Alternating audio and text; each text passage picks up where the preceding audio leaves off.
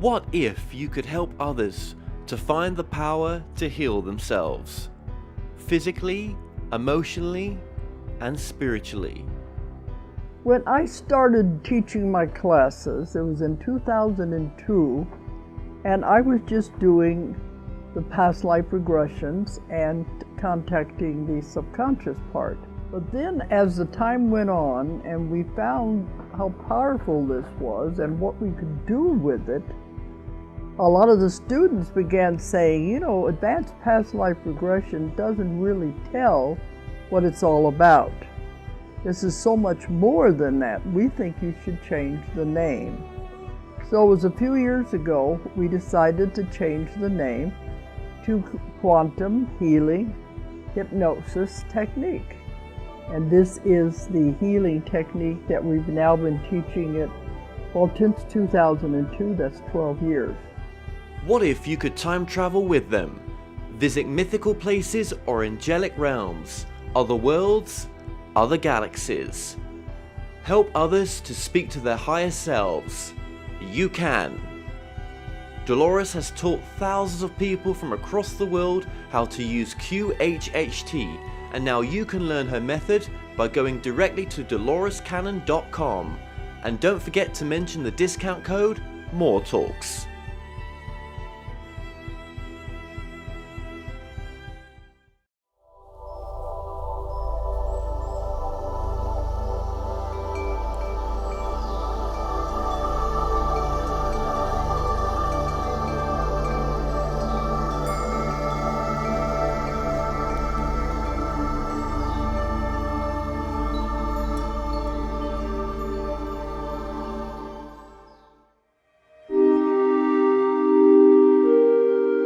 Have you ever wondered, can you communicate directly with spirit guides, teachers, or non-physical consciousness, or even our higher selves?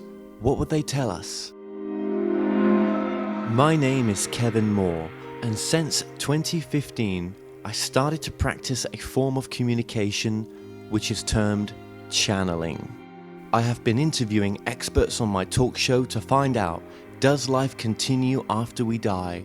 And can we communicate with those that have crossed over? With each expert I spoke to, they all had different ideas. Is there knowledge from the past which could be shared with the present moment? So I thought, why not just speak to the non-physical world directly through channelers around the world? And that's what I set out to do. They call us channelers. Will take the viewers on a journey into the phenomena known as channeling.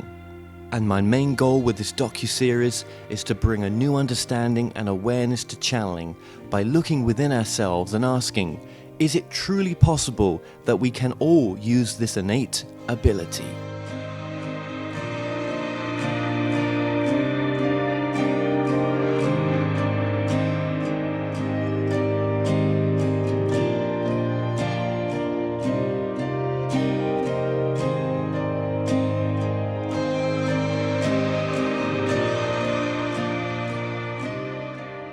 I'm Daniel Falk, thought leader and visionary artist who channels emotional healing art.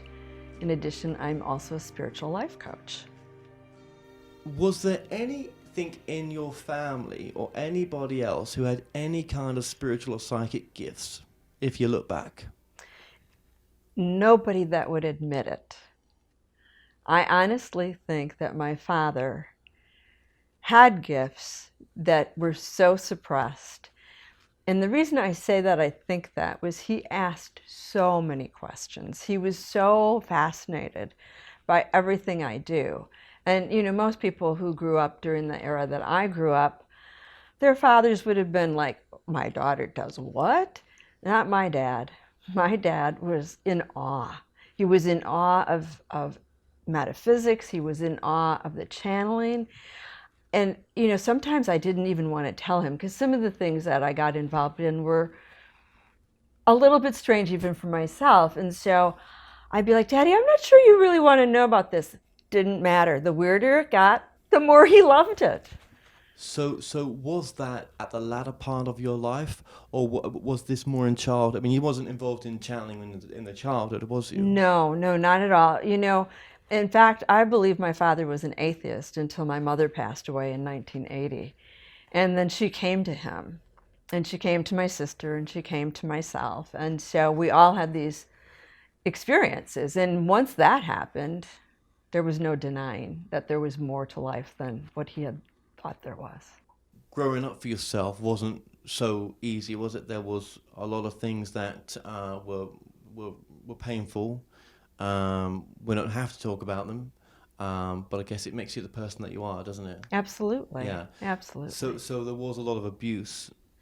I was sexually abused as a very young girl, but I didn't have any recollection of that until I was in my late 40s. And then I had a flashback, and I realized that, in fact, I had been. But it put everything together for me. Then I understood why I kept dating the same type of person over and over again. And, I was attracted to womanizers, but that was what my subconscious programming was as a very young child. So it was an awakening, if you will, right? And I just wanted to add that because, I just wanted to show how the gifts come through people that aren't. Some people may, look at people, at prophets, as being so perfect. No, it doesn't work like that. No, I'm a normal girl. Yes. Who was Yes. raised in a very conservative Midwestern family. Missouri Synod Lutheran. I mean, that's about as strict as it gets from the religious background. So it was just very conservative. And I was raised to be a wife and a mother. I was told I didn't need an education. And good Lord, it's probably a good thing my mom passed away in 1980, because this might have been a little much for her. Yeah, okay. So a lot of religion in the background there. Has that been difficult for you to deal with that side of what you were taught as being such truth compared to what you're doing now with the work you're doing? Or? Not at all. Because to be honest with you, even when I was taking confirmation classes and studying all that I studied as a young girl, it didn't make sense to me. It never made sense. It's like I came in knowing the truth. And I was being given a traditional religious upbringing, which I always think is a lovely thing to offer to children, but it never made sense to me. Not any of it. Okay, that's interesting. So your career, from leaving high school, whatever it may have been, I'm guessing high school, was it, that you left? Oh, I went to high school, and then I went to college and got a degree in marketing and fashion merchandising. That was the compromise. I had wanted to be a psychologist. 16 years old, I came home one day and said, hey, I know what I want to be. I'm going to go and get a master's in psychology, and I'm going to become a psychotherapist. And oh my God, you would have thought that I had said, I wanted to be a doctor or something. And it wasn't. It was very quickly poo-pooed, if you will. And I was told that I was to be a wife and a mother, and that my husband would support me, and I'd never have to work a day in my life. Yeah, yeah. So fashion merchandising seemed at least fun. And at what point did you walk away from that? Why did you walk away from that? Honestly, I woke up at 40, and I said, hemlines go up and hemlines go down, and nobody dies from this. And if I have to write another story about fashion, I might die. And I just knew I couldn't. There was not one part of me that could do this one more day. I mean, not only was I not doing what I knew I was here to do intrinsically, which was to help the world be a better place by helping individuals understand themselves, here I was in this superficial industry that was all about what people looked like on the outside and not at all about what was really important in life and in the world. And then where did you go from there? Where from there did you go from the fashion world? Well, this is what the world really needs to know, okay? When you start asking questions like, God, show me what I'm here for, Carolyn Mace would say it would be best to ask those questions in a monastery or a convent, because what starts to happen is your entire world as you know it dismantles itself. And so I was in the fashion industry, you know. I was all about outward appearances, the BMW, the beautiful condo, the fabulous clothes, and, you know, the see and be seen, the whole 9 yards. That ego part of myself needed to die. In a nutshell, it really did. It needed to just be disassembled. And I needed to get back in touch with Lori, that spirit that's just pure love. And so the truth of it is that I went through a dark night of the soul. Very dark night of the soul. It was severe clinical depression, chronic fatigue. I spent an entire year on the couch. I lost my business. I lost my home. I lost my car, and I went through my life savings during the ensuing years that I was rebuilding my health. But I also came out of it with my spirit healed. My spirit was healed, and I was ready. I was ready to have God answer that question. What am I here for? And I was divinely led, step by step, to the right teachers, to the right schools. I had a shaman, I had a friend who studied mystical Christianity, I was guided to the School of Spiritual Psychology, and got my Reiki attunements. And the minute I got my Reiki attunements, there was no stopping it. The information just started coming, and I was channeling every day.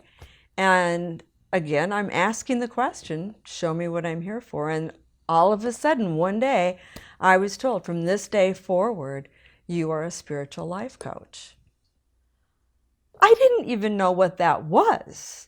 I didn't even know what life coaching was, much less spiritual life coaching. But it sounded like something that I would love, because it was spirituality and it was psychology all blended together. And it was about helping people on the inside. And so I was divinely guided to a spiritual life coach training program that I took online, and that dovetailed with the work I was doing at the School of Spiritual Psychology. Within 6 weeks, Kevin, within 6 weeks, I had my first paying client. And I wasn't even done with the certifications. And my professors were referring clients to me. So it's like I've just known my whole life. It's what I'm here for, is to help people. Did you doubt it at the time, or did you just step into it fully? I just stepped fully into it. And I would have clients coming over, and I would pray. I'd get up in the morning and I would just pray, and I would say, put the words in my mouth, give me the tools that I need, because I was just learning, right? I was still in the process of learning. And, you know, from the get-go, I've helped people have better lives, and it's been magical. So all you went through in your childhood, you know, everything you experienced added up to being of service in the end. Absolutely. Absolutely. And, you know, when I look back on it, I don't look back on it and go, oh, woe is me. I go, thank God. What gifts. They were just gifts in strange wrapping paper. That's all they were. And now I'm able to help people in such incredible, amazing ways, because I understand what they've been through. Yes, it makes all the difference. Now, when you were channeling, were you channeling your mother, or what was you initially channeling? How did that come to you? How does it work for you when you were doing that back then? I believed it was my mother, because I had written her a letter a few months earlier, since she had passed away in 1980.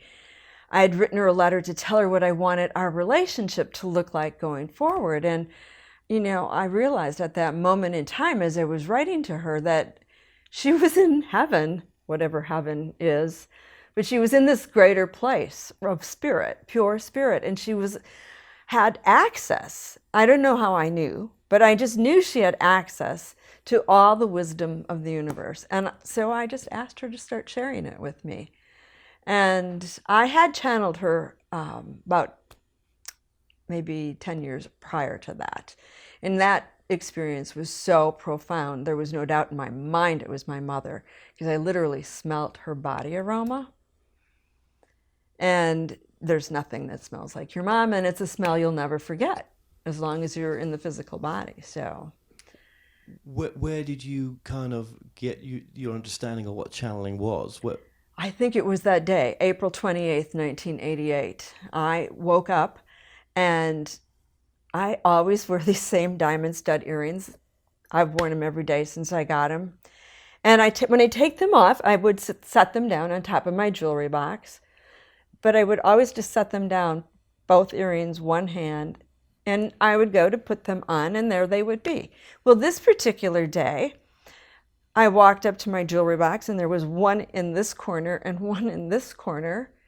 And my ex-husband didn't have a pierced ear at the time, so I didn't think he had messed with them, and I didn't have a cat, and I didn't have kids. So I turned around and looked at this empty room, and I said, Mom, if you're here, you better let me know, because I've got work to do. And I proceeded to go downstairs and went to my office, and this is when I had my trade publication in the fashion industry. And so I'm sitting in my office and I'm flipping through Women's Wear Daily, and I decide I'm going to look for a job because I've done this for 3 years. I haven't made enough money. I'm going back to corporate. That's it. The next thing I know, my mother's body aroma is just filling the air. So I did what any logical, normal girl would do, and I made coffee. I went in the kitchen and made coffee because I wanted to get rid of the smell. And I still could smell it. And, I just knew something really profound was happening. And it was exactly 12 noon. I had a skylight in my office. The sun was shining directly down on me. And it was like someone was holding a megaphone up to my ear. And that was my first experience with telepathic communication.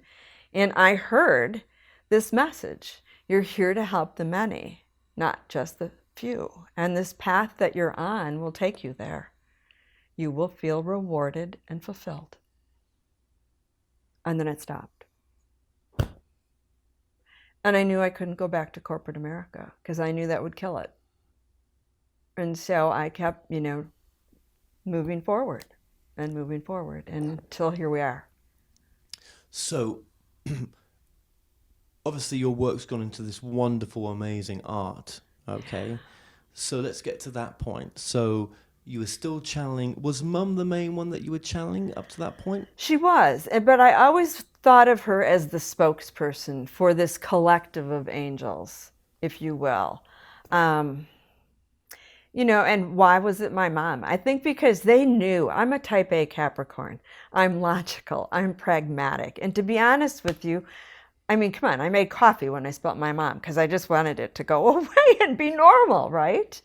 And so I have this gift, but I kept denying it. And I think they felt if they brought this through my mother and I had this reconnection with her on a spiritual level, that it wouldn't be so woo-woo that I would push it away because I wanted that connection with my mom. And timing-wise, if this had happened at a younger age in your life, you probably wouldn't have been ready for it. Probably not. Then what was the transition from your mum to fully trusting the angels and working with them on the artwork? How did the artwork really first start to form on the canvas? Because you had no background in painting. None whatsoever. So whenever I would do my personal channeled writings, I would ask, what's next? What should I teach a class? How should I promote this? Should I go to this show? What should I do? And I started getting these messages to draw. And to be honest with you, it started in September of 2004. I went to see a Native American shaman. And actually, I was helping to promote his work that weekend. And he changed the format of the evening event. And he decided to do like 10-minute channels for everybody in the room. And I didn't want to be read because I had coaching clients there. I had a lot of business connections there. I just really didn't want to have a personal reading in a group setting. So at 11:45 at night, Chief Robert Taltree looked at me and said, "Are you going to sit down?" And I said, "Well, it's really late and I'm really good with us just calling it a night. You've got a full day workshop tomorrow." He said, "Sit down." So when you see this man and he's in like full headgear, the whole Native American outfit, and he tells you to sit down, you sit down. And so I sat down and he said, "So what do you do?" And I said, well, I have the best job in the world. And he said, really? What's that? And I said, well, I'm a spiritual life coach. And he said, and why is that the best job in the world? And I said, because I get to help people find their joy. And it doesn't get any better than that. And he said, what about yours?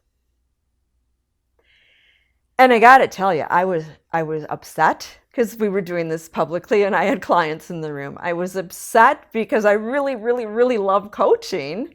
And I thought, who is this guy? What is he trying to do to me? And he just kept like this. And he said, this is when I would normally back down. I'm being told not to. I don't even remember the rest of it after that because I was just like, so what is this man doing to me, right? And it was after that I started getting these messages to draw. And I'd be like, I'd hear it and I'd write it down because it was, writing down clairaudient messages that I was receiving. But then I'd say, okay, well, what about this class? And what about that class? And, what about this type of marketing or that type of marketing? I was not listening. But in January of 2005, I went back and I looked through my journal to see if maybe I had missed something. And I started highlighting how many times the message had been, draw, Lori, please draw. And after I highlighted it 6 or 7 times, I just went, okay, all right. And I'm like looking up in the air at the angels, and I said, fine. If you want to draw, let's draw.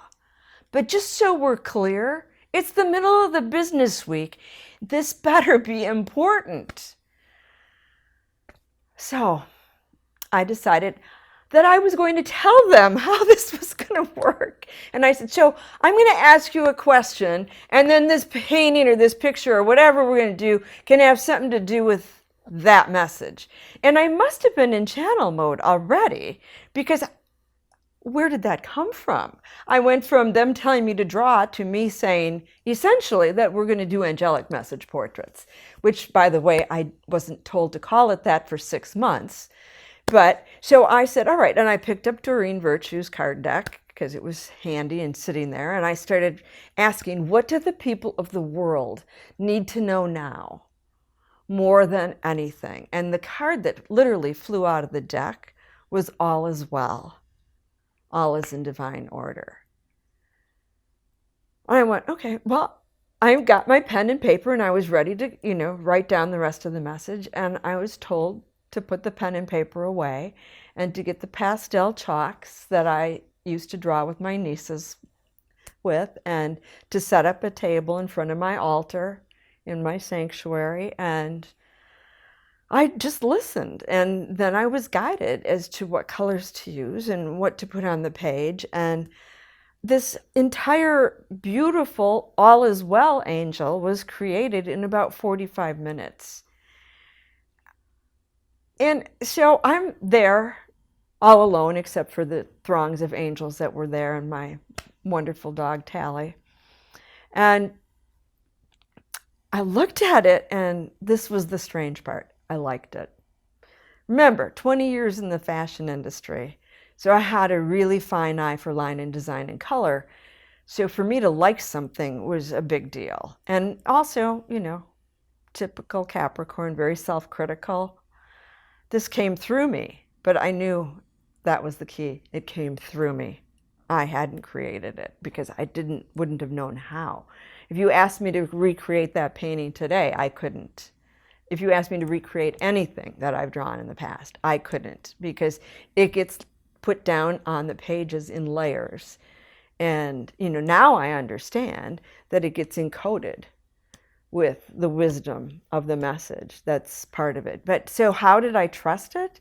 I started showing this one painting to a couple of my friends, and they were all blown away. Where's the journey taken you? What has this been like these past few years? Well, I say few years, since 2004. What's this journey been like? Where have you gone with it? Well, it's been, if I say it's been a magical expedition, it sounds like an understatement to me, because it just keeps unfolding. It's unfolding still to this day. So I started doing these portraits, and honestly, one of my friends said, "What's it going to take for you to take this seriously?" And I said, "I have no idea." She said, "I know. You need somebody to pay you to do one. How much do you want?" And she said, "Okay, I'll be there tomorrow, 2:00." And she came over and I did one for her. The next day, I got a call from a psychic. Now, I don't even particularly like the term psychic, but this is what this woman called herself. But the moral of this story is, do psychics usually call you, or do you usually call them? She called me and said, "I have a message for you." And I said, "Okay." She said, "You're going to Colorado, right?" And I said, "Next week." She said, "Well, what you think you're going to Colorado for is not what you're going to Colorado for." And I said, "Well, that's interesting, because I have 5 workshops planned." And, she said, "Yeah, I know, but what you think you're going for is not what you're going for." So I get to Colorado, and I think along the way I had suggested to the woman who was hosting me, I said, "Maybe you should put these angel pictures, angel portraits on the next email." And she goes, "Well, what do we say about them?" I said, "I don't know, other than that it's channeled artwork, and here's the price." And so I get there, 4 of the 5 workshops were canceled. You name the reason, whether the yoga studio wrote it on the calendar on the wrong day, or so on and so forth. And when the first workshop was canceled, my girlfriend and I went to a coffee shop, and a woman came up to us that neither of us knew, and she said, "You're an artist, aren't you?" And I said, "Well, maybe." Really, I'd only been doing this 2 weeks. And she said, "Oh, your art is going to be on apparel and home furnishings, and it's going to be internationally known." And my girlfriend and I are just sitting there looking at each other, right? Because up to that point, I'm a spiritual life coach and a metaphysical teacher, and that's what I do. I ended up doing 5 personal portraits for people that week. And it was just like the information that came through was so accurate. And it was validated by the people that I was sitting across the table doing the work for. And it changed my life. It just changed my life. So when you do a personal portrait for someone, something healing in that portrait for that person is deeply embedded in there for them that they're going to recognize. How do you think? Well, how does that work? And so they come to you. They're requesting something, but do you have to know anything about them? No, I don't need to know anything about them, because I'm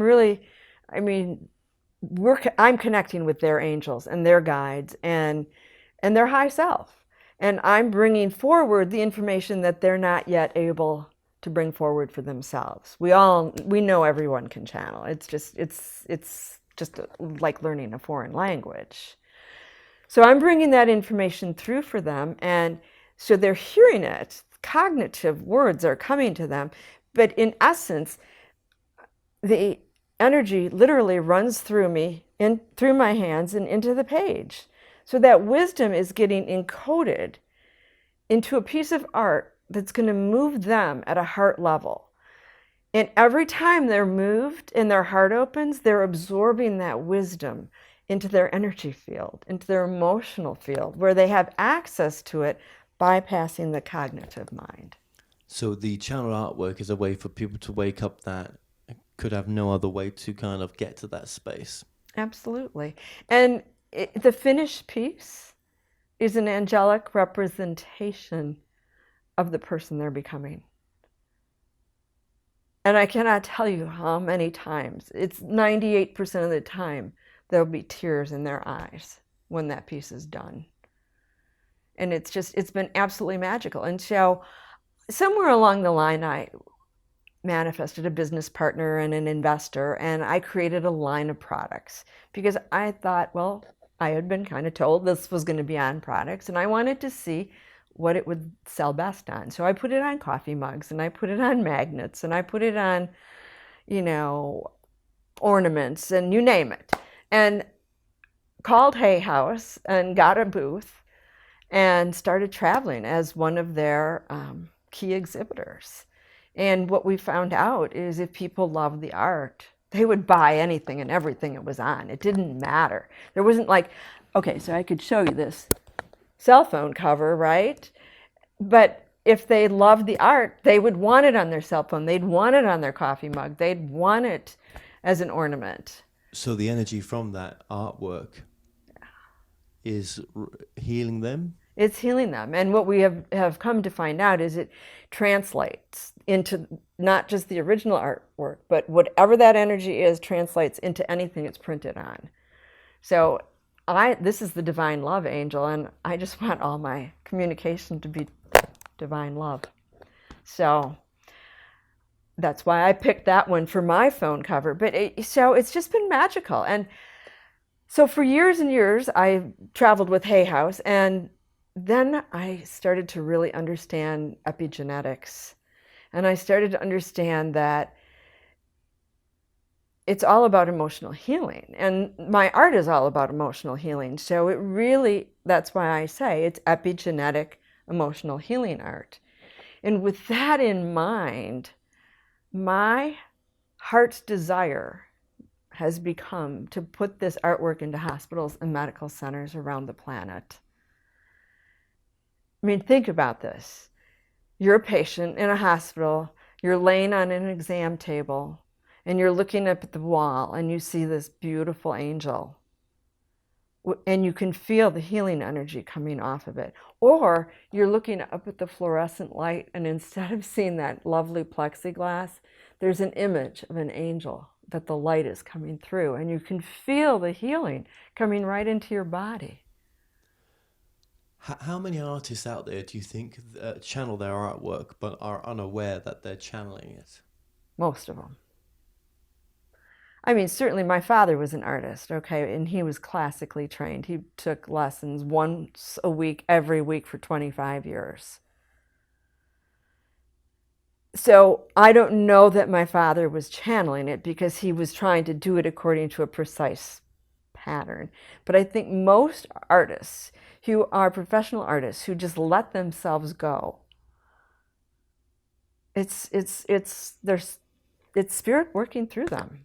Whether that's their high self, whether it's God, universal energy, source, call it what you want to call it.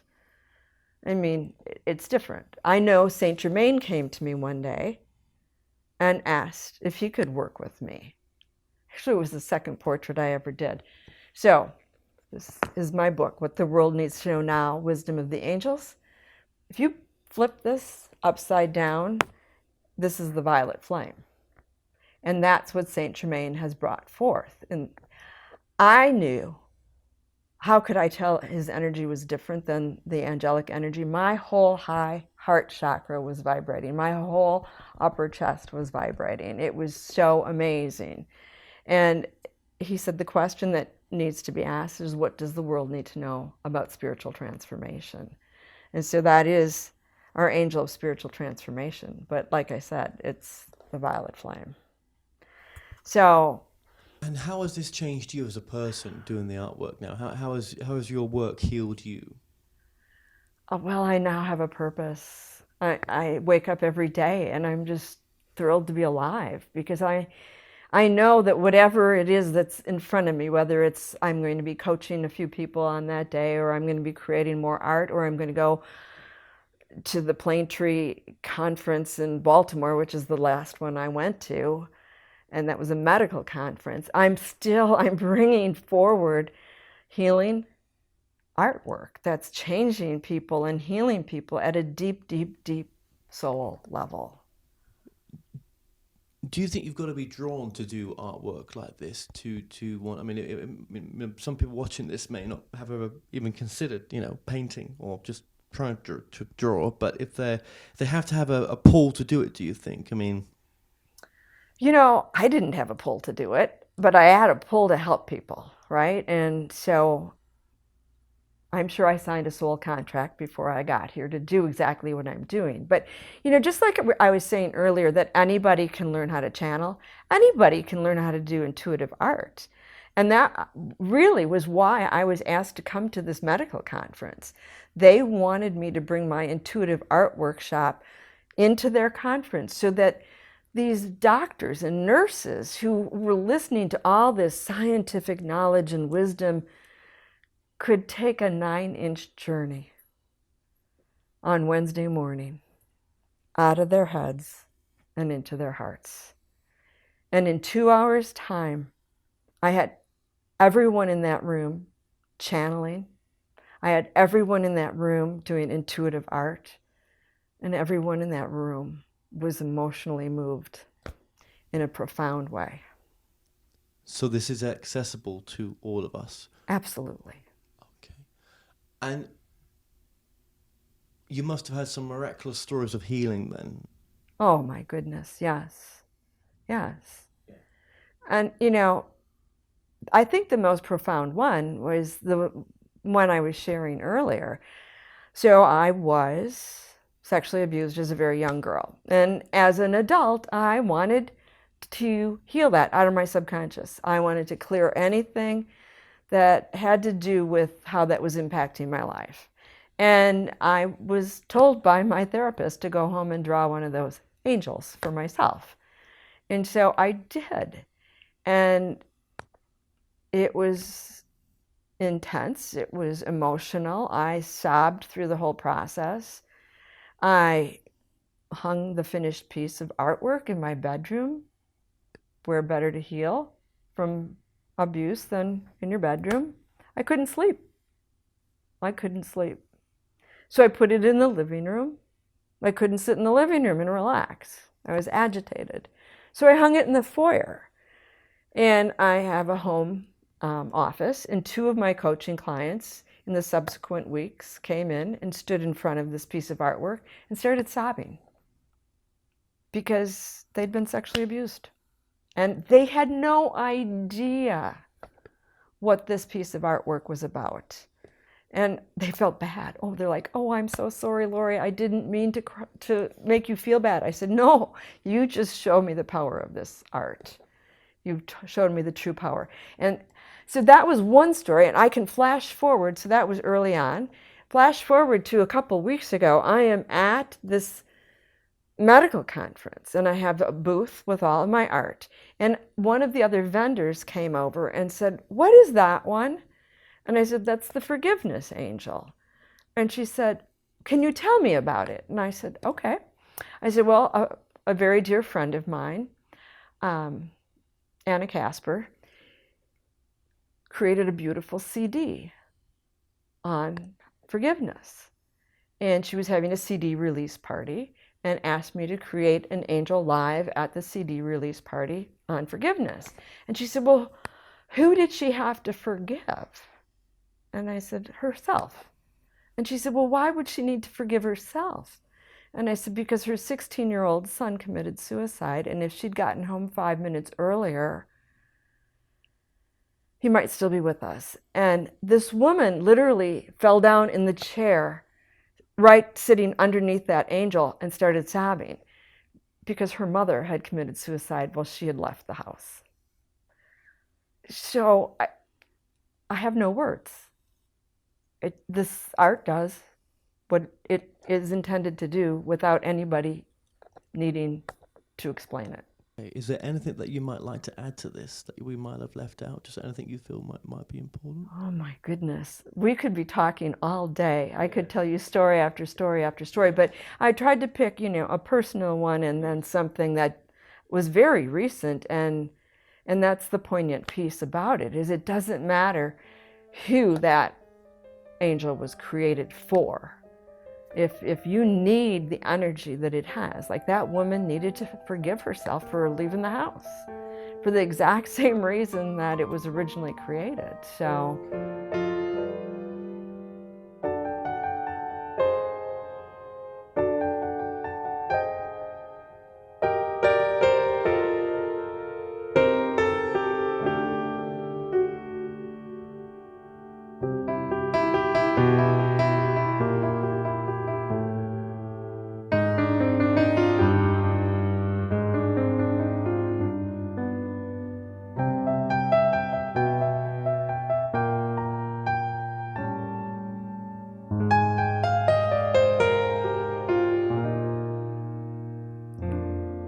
light years and light years and light years away from here,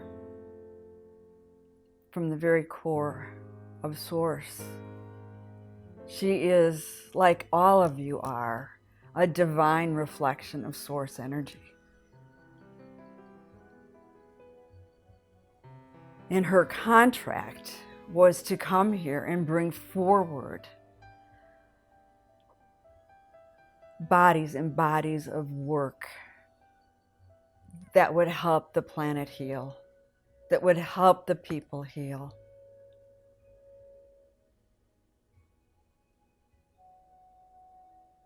She has the strength and the inner knowing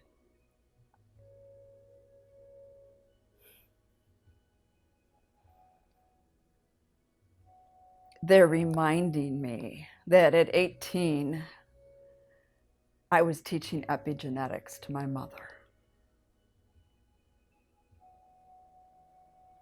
The Watchtower angels, when they come forth like this, and they tell me I am one of them, it's a very strong energy. It's a very powerful energy. It's a very commanding energy. And all done from a place of pure love.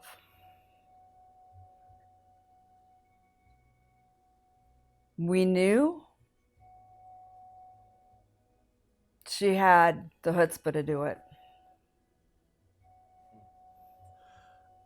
Thank you. Thank you so much. And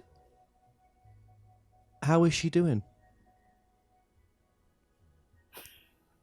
Thank you for kicking her in the butt.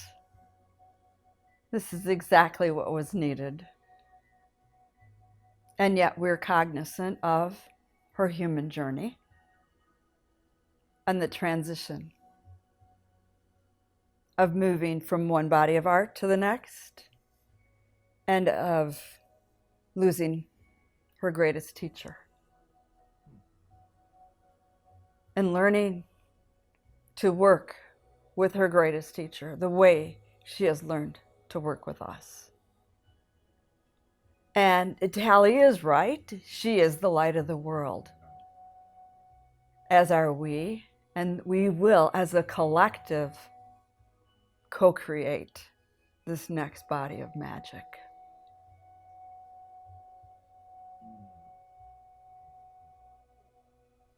So would you say Laurie is part of this group? Yes. She likes to deny it. Yes. She likes to minimize herself and say she's just a normal girl from the Midwest. I get that. And would you say Tally is part of this group as well? Tally is in charge of this group. Did Tally come down to incarnate in the form of consciousness that he did because that's what was needed? Absolutely. She knew that was her mission. She really was not a dog. She only showed up in a dog body. But if you ask Laurie, she will tell you that her light body was 19 feet tall. And she came because she knew the only way the magic would happen would be to get her into her heart. And while Laurie has loved many in this lifetime, she loved none like she loved Tally.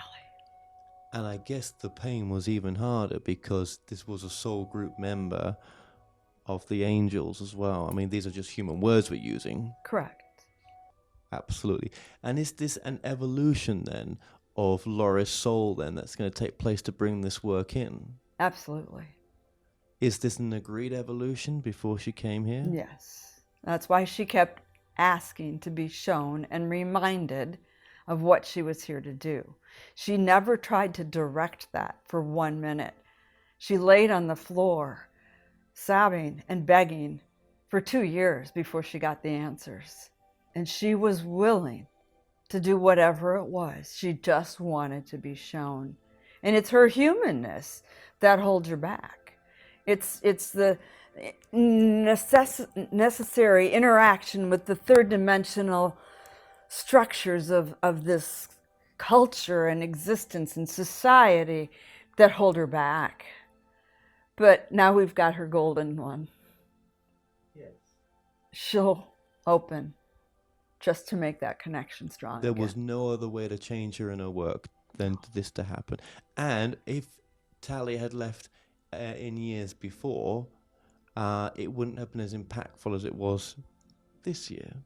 Correct, because the last 4 years of Tally's life, she was the only dog. Prior to that, there was always another dog. Yes. And it became a more intimate connection. Tally officially became an emotional healing dog, officially went on the road, officially became part of the team, and the love grew to such a magnitude and strength that it would solidify it forever. And would you say that in our lives and other people's lives, this is an example of how a member of a soul group comes in, incarnated into a completely different consciousness, just to push it along in ways that wouldn't work in another type of consciousness, you know? Absolutely. And we see it most poignantly when women miscarry. Oh, the baby continues and the soul continues. Because that baby came in knowing it was not going to be fully incarnated. Even those women who choose to end their pregnancies, their connection with that soul goes on, and it cracks their heart open. Full body chills right now. It cracks their heart open. Lori didn't have children. So this was the only way. This was the only way to crack her heart that fully open. And would you say those souls that come in from miscarriages could be, or most times are, soul group members? Absolutely. And they are coming to bring that heart consciousness at that deep level. Absolutely. And going back to that soul group, we're talking about this. How would you class yourselves? I mean, Lori classes you as angelic beings. I mean, I don't know why that word angelic, it's more than that. I feel you're more than that. We are. And we instructed her early on. She was told early on that she was channeling multidimensional beings from other places, not just the angelic realm. And she was told to call this body of work Angelic Message Portraits. And is that the only way that the work would be more impactful to people? Yes. Through art, through angelic need? Correct. Why? Because people understand angels. They don't all understand multidimensional beings, watchtower angels from the four corners of the universe. We're a little scary. But not. No, you seem quite loving to me. And this artwork that's being brought through, Lori, through yourselves, this is the only way some people without a 2x4 being trucked around their head will wake up. Yes, we will infuse it with such powerful, loving heart energy. It will crack their hearts wide open without having to lose a fur baby, a child, just by being in the presence of this divine light and love. It'll crack their hearts wide open. That's why it needs to be art installations. That's why it needs to be big. It needs to be seen. It needs to go to places, and we will open every door for her. And we will get it in to the United Nations. Yes. Are you aware of other soul groups out there? Are you interacting with any other soul groups? Always. It goes on to infinity. Okay. So, is there a multi-dimensional aspect to Lori? Is there a Lori in other parallel universes? There are multidimensional aspects to every being on this planet. It is the cultural memes that contain most people into a third dimensional reality. Most people, because of the society in which this planet exists, don't open to what she's open to. It took great courage. We believe we heard her say her ego had to die. Most people won't let their ego die while they're still in physical form.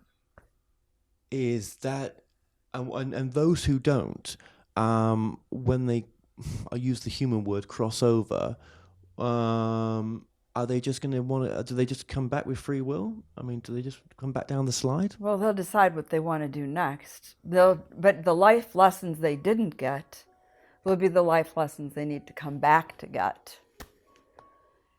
So our advice always is do your work. Do it now. Well, otherwise you're going to have to come back and do it all over again, folks. So would you say is there's any truth in the idea that if we do live in a multidimensional reality that we're unaware of, that you're connecting also to other Lauries out there in other realities? Yes.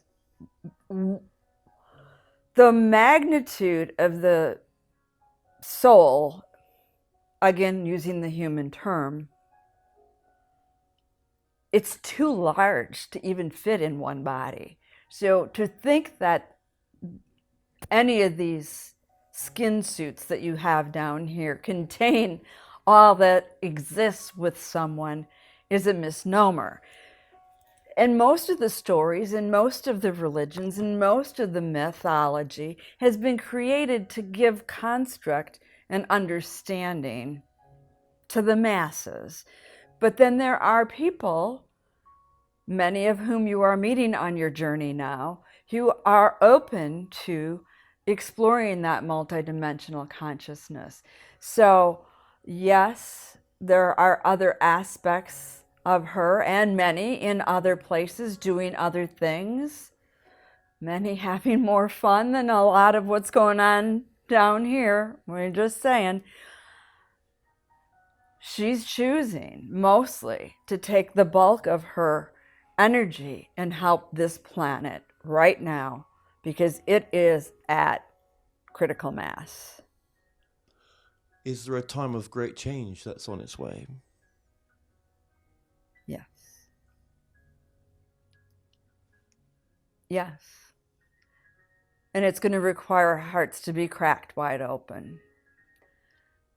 So we can do this the easy way and get her to get those installations out there, or we'll have to find other ways to crack the hearts wide open because it won't happen. The healing can't happen unless the hearts are cracked open and that love pours forth.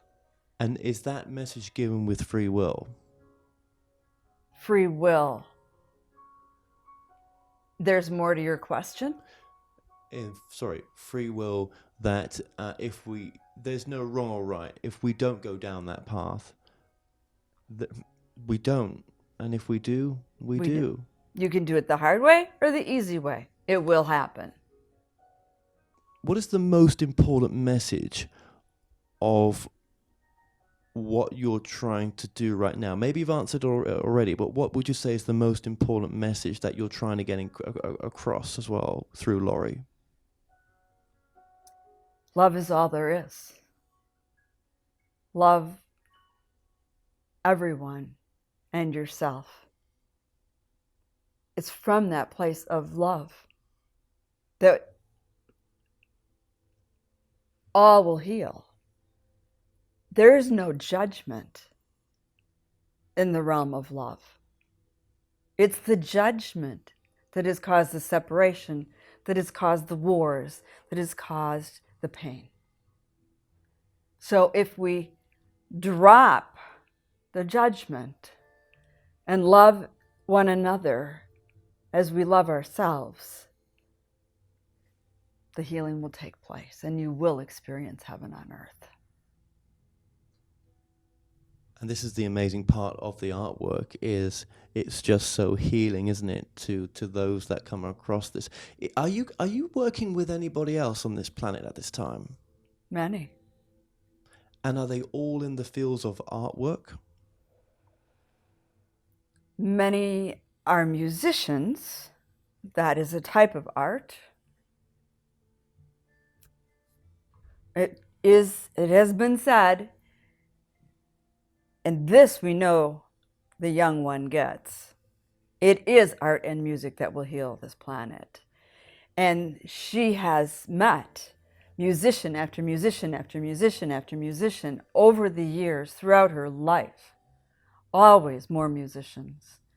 Because often those very musicians are working with us as well. And are they aware they're working with you? Some of them get it. Some of them don't. Most don't even know that Santana is one of us. We have encoded his last several albums with that same love energy that's in her art. Okay, that's interesting. And what about the different forms of music? I mean, I like all kinds of music. Give me rap, give me hip hop, give me, heavy metal or country or music that's being played right now. Any types of music I like. But would you say that all forms of music lead to this healing sense, or? All music heals. All music is designed. It's created to heal. It's created to move people at an emotional level. This is the key. The key to the healing is it's through the emotional body. It's through the heart. The heart is the seat of the soul. So you've got to crack that heart open. Music will crack it open.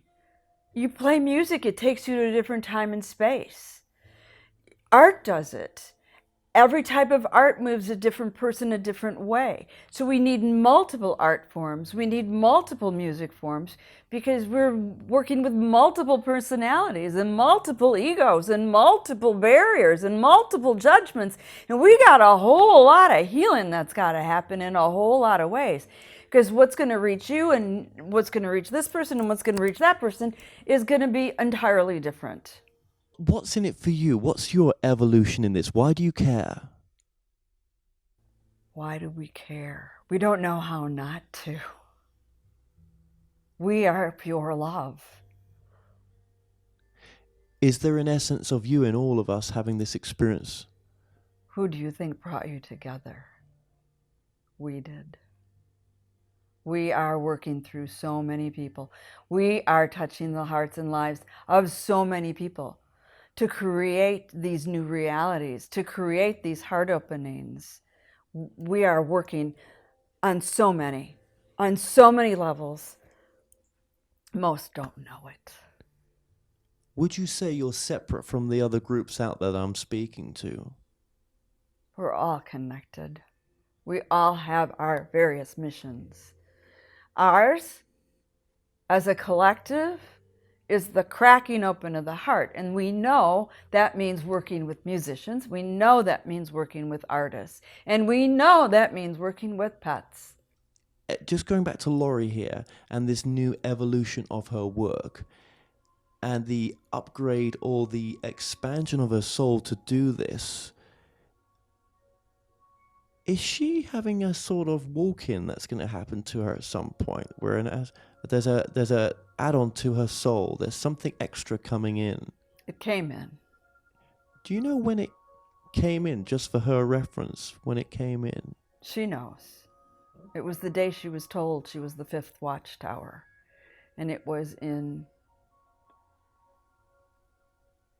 2011. Where did the old... Is it almost like an old aspect of her has left and a new aspect of her soul has come in? Well, she had the death of the ego before all of this started. What happened during that, what you're calling a walk-in, was she embodied more fully her divinity.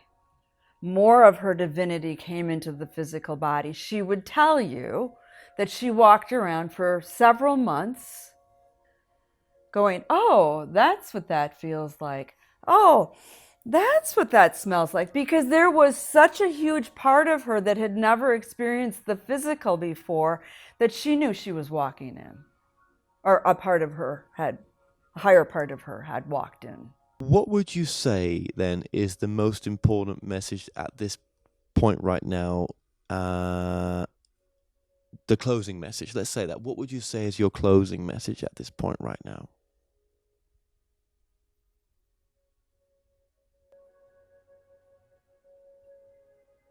You're here to help the many, not just the few. This path you're on will take you there.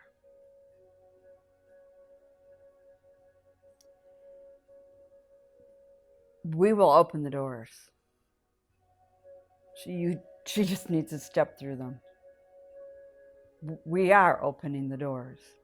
You're here.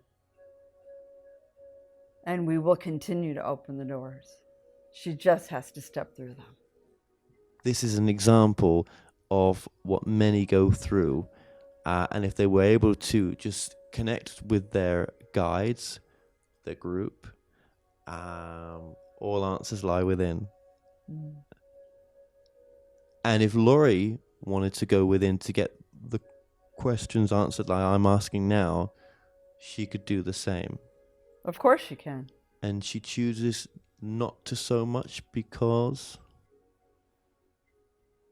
It's because when it's coming from within as opposed to from without, there's that, did I make that up? That's always the question. And our answer is always the same. Is it pure love? Then is there fear? If there's fear, it's not us. It's the other. It's her, it's whomever. If there's fear, we have nothing to do with fear. If it's pure love, it's us. Wow. Well, it just goes to show them the depth of the connection she's got and just really where this artwork is coming from. And it's probably a time, maybe the time is right to bring this through this way right now for her. She has resisted. Oh, I know. She's known for 6 years that she's the fifth watchtower. She's had the walk-in. She's had the reincarnation of the higher aspects of herself. She has refused. Maybe there's a tiny little spot on her website that if you dig deep into the layers of it, you could find this. It's too deep for most people to ever get to. She has not let this forward. Interesting. Yeah, I mean, I did not expect to be interviewing her. Well, I didn't know what to expect really, but you know, that was for channeled artwork. But what we've demonstrated here actually is what's behind the channeled artwork. And this goes for a demonstration for anyone what's behind their gift. Right. There's always something much deeper to connect with, and this is what's possible to go this deep. Yes. So I just leave my love with you for allowing me to prod and to bring that out.